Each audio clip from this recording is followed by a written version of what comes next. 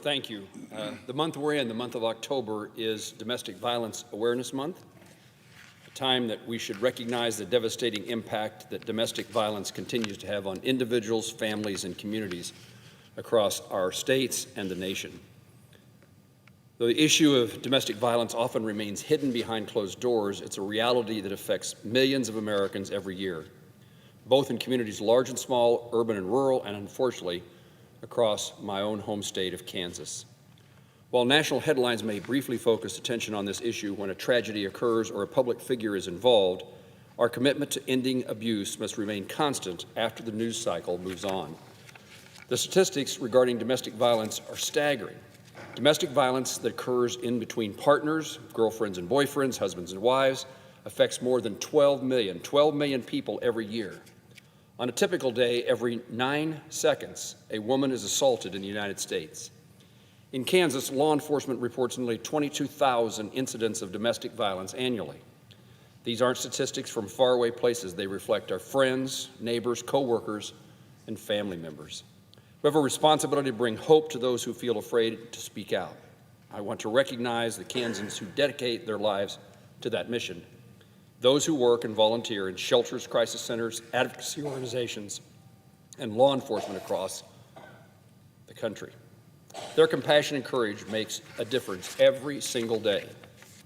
In Iola, Kansas, Hope Unlimited provides a lifeline for victims seeking safety and support, working hand in hand with local law enforcement and first responders. Hope Unlimited's advocates are trained volunteers, deliver services for victims of domestic violence, sexual assault, and human trafficking. Their coordinated response model ensures that survivors are met with care the moment they reach out. We know that when victims are turned away or forced to travel long distances for help, 90% return to their abuser, a reminder of why access to local support is critical.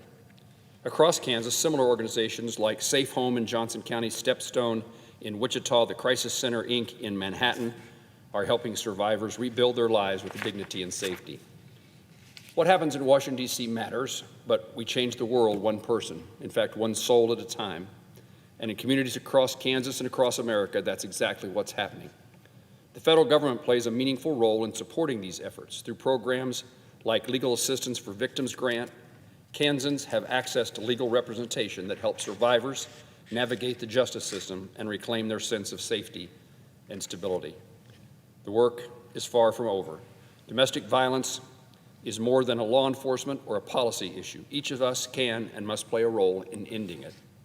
This month and every month, let us recommit ourselves to breaking this cycle of abuse.